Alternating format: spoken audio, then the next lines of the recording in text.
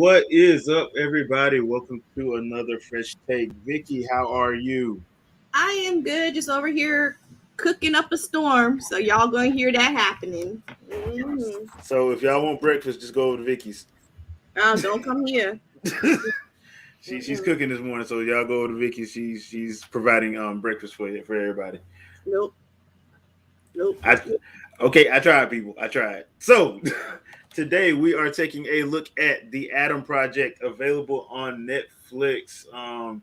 Personally, I feel like every movie Ryan Reynolds has done in the last 2-3 years is going to be on in some kind of way involved in Deadpool 3, and this is no different. So, the short version of the IMDb synopsis is: after accidentally crash landing in 2022, time traveling fighter pilot Adam Reed teams up with his 12-year-old self for a mission to save the future. That is not factually correct, because pretty much in the movies, he originally comes back to save his wife, and then Yeah, shenanigans ensue. he So, solely went back for selfish reasons. He did reasons. not care about the future, the past, destroying anything. He was like, "I'm gonna find my wife." That Yeah. is all that man cared about. I mean, it pretty much lays it out. Like he is not, he is not the altruistic person you think No, he is. it should be the time traveler's husband because that's what Yeah, it was. 'cause and I, I have to give it up to him. The cast is great in here. They did a very good job of casting. Oh yeah. They did a very good job of casting because everybody works well off of each other. And I think that's one of the strengths of the actual movie. The movie isn't that long; it's only like an hour 45, which is No, it's a quick perfect. movie. Quick Yeah, movie. it's perfect. I don't need every movie don't need to be 2.5 hours, people. Now, so in talking about the characters playing well off each other, actors and everything like that, can we talk about my second crush, Zoe Saldana? Can we talk about her? Yeah, sure, go. So, you know, I find that as I was watching this movie, I was like, oh my gosh, I so love those two. Oh my gosh, the chemistry is amazing. I mean, I understand that he's like married to Blake Lively, but I'm just saying, right? But then I was like, you know what? Hold on. I just realized that Zoe plays well against silly white boys. Because let's go. So you just had Adam Project, right? Yep. White boy, Zoe. Then you had Guardians of the Galaxy, white boy, Zoe. And then you go back. I was like, wait a minute, Avatar, silly white boy, Zoe. She was blue, but it was still a silly white boy. So I was like, yo, hold up. Sis can make any silly white boy be dreamy. I mean, they're kind of saying she has a type, but okay. She was like, I'll whip up these little white boys. I'll get them in shape and make y'all like them. No problem. I will say this though, her when she's in the film, like it feels like a glorified cameo. Because they literally do all her stuff back to back, Yeah. literally. So and all her stuff is in the trailer. Yeah, that's true. I I was like, wait, is that all we get of her? Like Yeah, I realized that. I mean, I know it's the Adam Project. It wasn't necessarily about her. Like it was, the past, the father, the son, yada yada yada, fatherhood, yada yada yada, mistakes of your past. I understand like that was all what that was the main focus and that, yada yada. But I wanted more of her. And the dynamic between those two. I mean, well, can we those get three. yeah, can we get an Adam Project 2, but like we just see that part when they're in the future and we see how like that interaction happened and how she first went back to the past and see how she was living her life and all that stuff. I'm just saying, Yeah, I, cause I she, would I yeah, wouldn't mind that movie. I mean, they did leave. That's the thing. Like I said, it's a short film, and some people, like I said, they feel like glorified cameos. To be fair, and like her when she comes in. They pretty much shoot the majority of her stuff, and she's gone. I'm not gonna say what happens, but she's leaves Yeah, out the movie till the very end. the very end. Yeah, so she's literally in there for Very probably end of about 10 post-credit minutes. scene. That felt like a post-credit scene. Yeah. No, she's literally in there for like 10 minutes, give or take. Give or take. So yeah. And But she's great in it. The only person I didn't really like was Catherine Keener as the villain. I so think they she should. gotten in old girl, Well, the mom from Home Alone. Hawkeye. From Hawkeye. Oh, Vera Farmiga. She got Yeah, because that probably would have been better. Because I think she should have played it like way over the top instead of like how they had her play it. Because I'm like, okay. yeah. But I thought it was interesting to see like her evil self trying to talk her not quite evil yet self into being evil, and herself was like, no, I wouldn't do that, but you do. But Yeah, no, I'm not like that, but you will be. yeah. You killed who? You killed how many people? You what? I would never. They're like, yeah, but this Are boy you right sure? here, he's the problem. No, I love Adam. No, he's actually your problem. Like, You need to it was just funny to see that dynamic happening. Like, I was cracking up. Like, no, because you never know if you would become evil until you're evil. And you're like, until your wow. future self comes and tells you that you're evil. Yeah, like, I never thought I would go down this path. So, like, anybody has the potential to become evil. Like, you never know what you're meant to be or what you would never do until you are facing those situations. Yeah, I'll give you that. But I will say, like, the standout of this entire movie is the actor Walker Scoble, who plays the young version of Adam. Oh, yes. He That was. kid killed Ryan Reynolds. Like, he had Ryan Reynolds' freaking mannerisms down to a T. To the Like, point where I'm just like, bro, if they ever decide to do Kid Deadpool, there he is. You actually have Kid Deadpool right there. his deliverance was perfect. Like, he was like he was just on, and it never felt forced. Like, it always felt delivered like flawlessly and natural. And they played off each other really, really well. So Mm-hmm. the back and forth between them two, especially, it perfect. I gotta give him props on that. Mm-hmm. So let's talk about the CG, because this is a sci-fi film reminiscent of those like 80s sci-fi movies like Last Starfighter and stuff like that. I didn't mind the CG. I thought it actually worked most of the time. I thought it was done well for, because I'm pretty sure their budget wasn't crazy, so Yeah, I I mean, thought it worked well.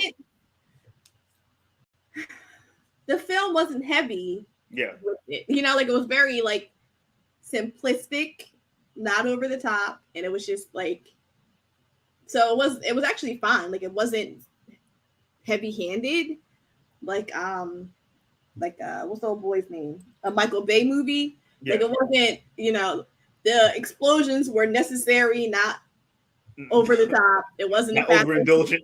Yeah, it wasn't a Fast and Furious movie. So Yeah. I didn't focus on that because it wasn't huge. Like, it didn't, And overwhelm the movie. yeah, and the other thing I like, because they do have like the guys that are there just to get killed, but they didn't overdo it with the henchmen or rest. Most times in movies like this, it's like they have a never-ending supply of henchmen. Mm-hmm. Like, nah, it was a set number, and you saw that number dwindle throughout the film. And it was like, okay, cool. Thank you for not doing like at the end of the movie in the last act, it's like hundreds of henchmen. Like, where did they all come from? Like, I'm glad they didn't do that. Because that would have been annoying as well. That would have been way annoying. As far as like the action, I thought the action was done pretty well in and of itself.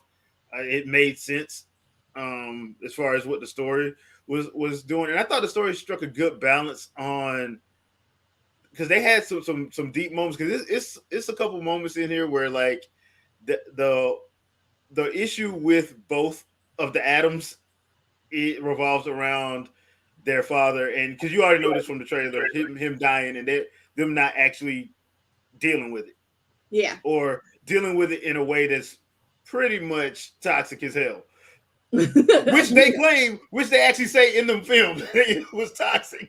Yes. So they actually, that's really the glue of the film, and I think that actually works because there's a couple points where you're like, okay, that was actually deep. That was actually deep. Especially the end. The end's gonna have some people crying. The end is really gonna have some people crying. Like, it's nothing on the level of Up, but you still gonna be like, yeah, man, there's some dust in this room somewhere. So, but it ain't on the, gangsters in the movie of Up straight out balling. But it is one of those movies where you're like, okay, that ended. Y'all really didn't have to do that, but not bad on the ending. So, is there anything you didn't like about it at all? No, because I mean, they did, they showed the relationships well. They showed, what is that? Jen, what's her name? Jennifer Garner. There you go. So many Jens out there. So Jennifer Garner, she played the single mom dealing with the trauma. She played that perfectly.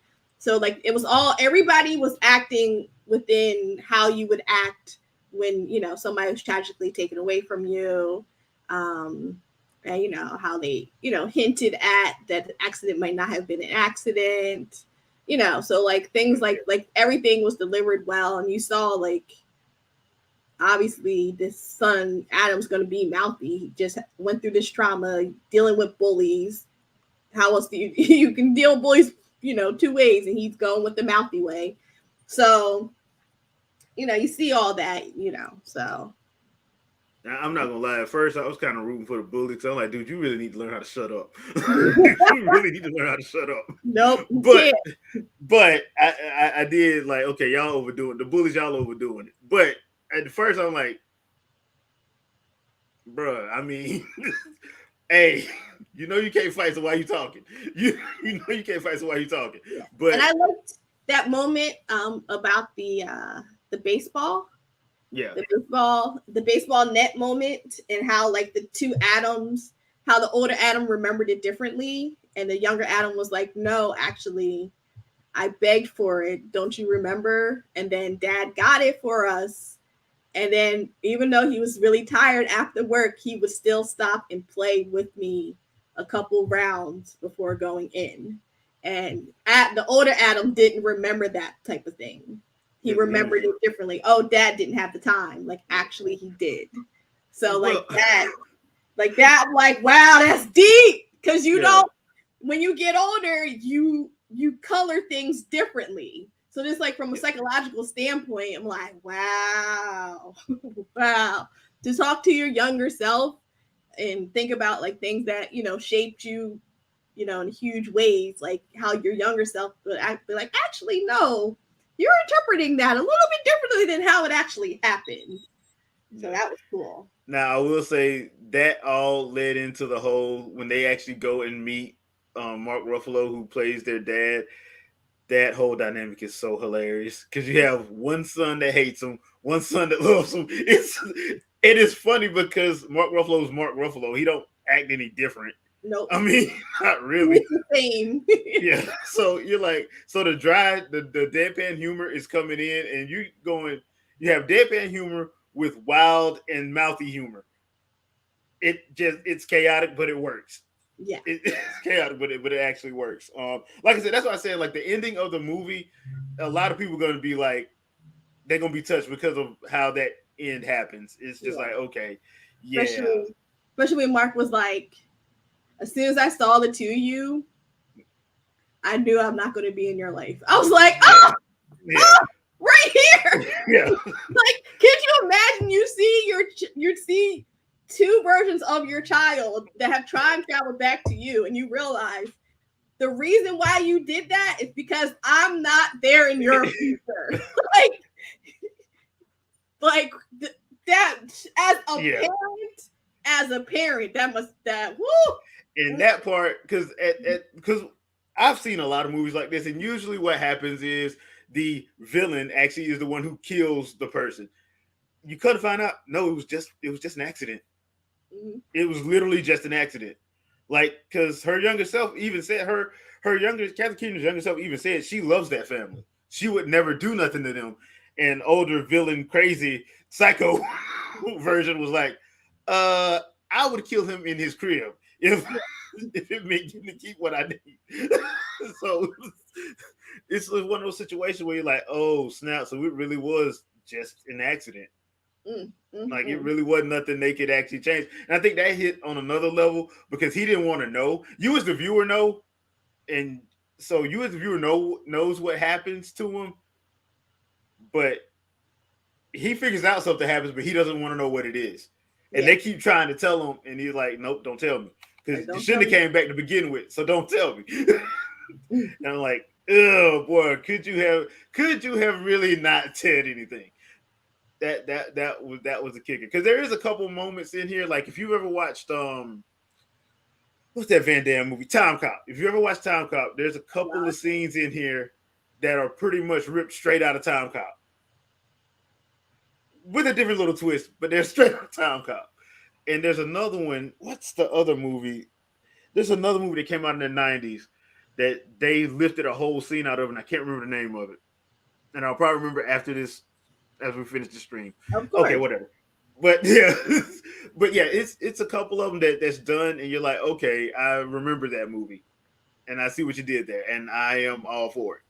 I'm all for it.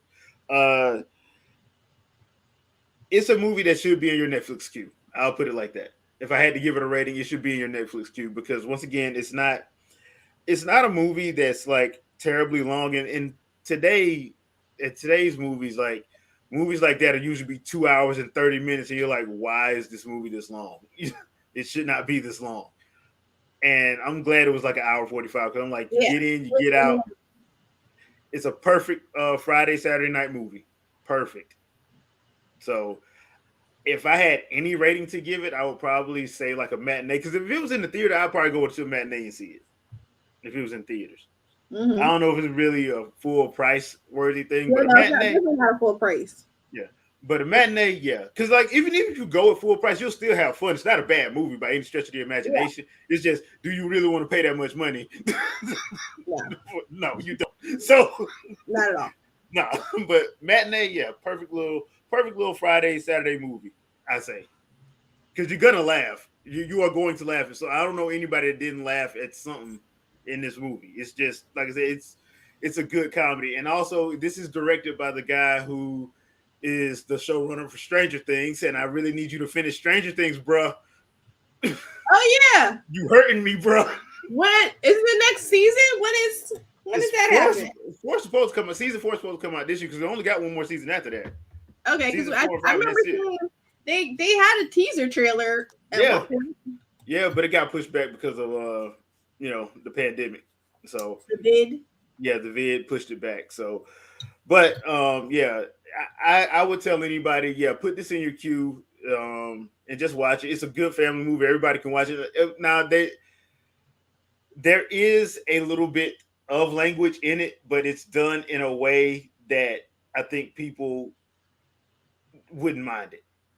Yeah, it's not excessive cussing or anything like that. You won't be like, oh, how did they say that in front of my No, you're not going to be clutching your pearls. You're going to be too busy laughing. Yeah. Because the parts they use it in, you're going to be like, yeah, that makes sense. It flies by like you don't even have time to react to it. Yeah, but perfect movie for a Friday, Saturday night. Mm-hmm. Watch with the fam. I enjoyed it, and I will always recommend that one. So, leave a comment. Let us know what you guys think about the movie if you had a chance to watch it yet, and just let us know what you think. And let me know what all you think is going to be in Deadpool 3 from this movie, because I'm pretty sure he's going to take a couple things out of here and put it in Deadpool 3. I'm just saying. Especially when you found out that the director of this has now been tapped to direct Deadpool 3. Mm-hmm. Oh, boy. So, Vicky, anything else you would like to add before we get out of here? No, it's a great movie. I would definitely recommend it to people. Yep. All right. So, the only thing I have, I know I said I was going to have something yesterday at 3 o'clock, but it kind of had to get pushed back. We're hoping to get that done today. And I have the podcast tonight, 7 p.m. Eastern Standard Time. Vicky, anything you want to pimp out? Yeah, sure. Check me out Mondays and Wednesdays at 7:30 p.m. Eastern Standard Time. I am doing a crochet along this upcoming week. So if you have a crochet hook and some yarn, you're more than welcome to join me on Twitch, Fangirl Review. Check that out. Fridays is the Forest Friday with Friends, in which I drag my friends through caves against cannibals and mutants. I think we're going console this week. So we hop back and forth between PC and console. And so, yeah. All right. Cool. And we will see you guys tonight on the podcast. So later, people. Bye.